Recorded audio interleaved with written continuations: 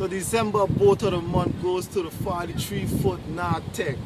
Now this boat we're up against pimping. You know, it was a nice little close race, but this bad boy here come out on top.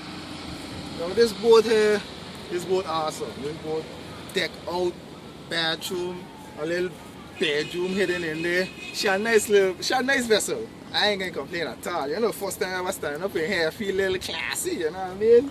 So as you can see, this boat equipped with 2 steering wheels. They got a nice little 2 fancy mirrors right about there, over there.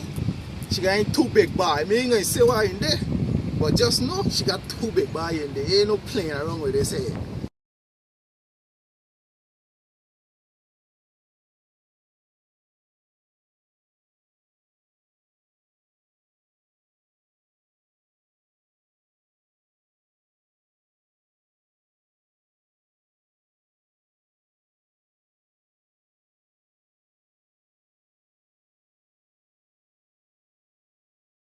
Yeah, so we want to thank everybody for voting for this boat, making it boat of the month of December with the 49 likes.